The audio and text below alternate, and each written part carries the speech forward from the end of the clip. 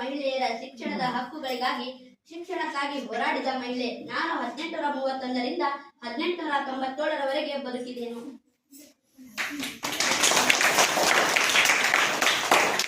ನಾನು 1831ರಲ್ಲಿ ಮಹಾರಾಷ್ಟ್ರದ ಸತಾರಾ ಜಿಲ್ಲೆಯ ನೈಂಗಾನನಲ್ಲಿ ಹುಟ್ಟಿದೆನು. ತಂದೆ ನೇಮಸೆ ಪಾಟೀಲ್. ನಾನು ಬಾಲ್ಯದಲ್ಲಿಯೇ ಜ್ಯೋತಿಬಾ ಫುಲೆಯವರನ್ನು ಮದುವೆಯಾದೆನು. ಮದುವೆಯಾದ ನನಗೆ 8 ವರ್ಷ, ಜ್ಯೋತಿಬಾ ಫುಲೆಯವರಿಗೆ 13 ವರ್ಷ ವಯಸ್ಸಾಗಿತ್ತು.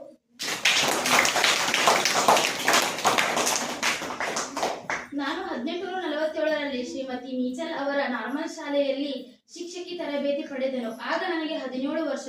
ನಾನು ಮಹಾರಾಷ್ಟ್ರದ ಮೊದಲ ತರಬೇತಿ ಪಡೆದು ಶಿಕ್ಷಕಿಯಾದೆನು.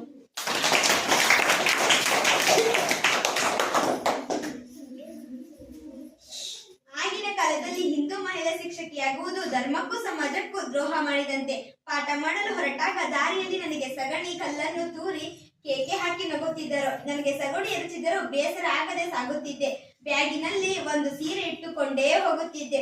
ಸೀರೆ ಬದಲಾವಣೆ ಮಾಡಿ ಪಾಠ ಮಾಡುತ್ತಿದ್ದೆ. 1848ರಿಂದ 1852ರವರೆಗೆ 18 ಪಾಠಶಾಲೆಗಳನ್ನು ತೆರೆದೆವು.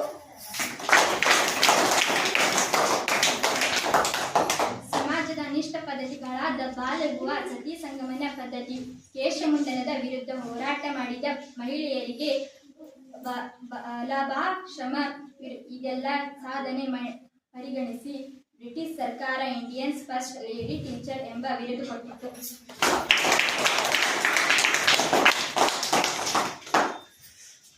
ಕಾವ್ಯಫುಲೆ 1854. ಆತ್ಮಕಥೆ. ಭವನಕಾಶಿ ಸುಬೋಧ ರತ್ನಾಕರ 1891. ಜ್ಯೋತಿಬಾಯಿ ಅವರ ಭಾಷಣಗಳು 1892. ಕರ್ಜೆ ಎನ್ನುವ ಪ್ರಬಂಧ. ಇವು ನನ್ನ ಕೃತಿಗಳು.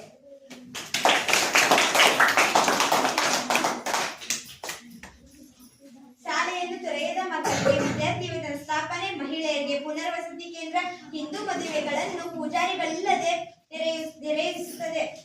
ತಳ ಸಮುದಾಯದ ಹೆಣ್ಣು ಮಕ್ಕಳಿಗೆ ಶಾಲೆ ಪ್ರಾರಂಭಿಸಿದೆವು. 1855ರಲ್ಲಿ ಕೂಲಿ ಕಾರ್ಮಿಕರಿಗೆ ರಾತ್ರಿ ಶಾಲೆ. 1868ರಲ್ಲಿ ದಲಿತರಿಗೆ ಕುಡಿಯುವ ನೀರಿನ ಟ್ಯಾಂಕ್.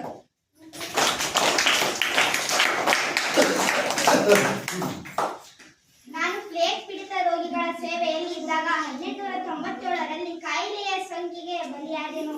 ನನ್ನ ಕುರಿತು ಸಾವಿತ್ರಿಬಾಯಿ ಫುಲೆ ಚಲನಚಿತ್ರ ಬಿಡುಗಡೆಯಾಗಿದೆ.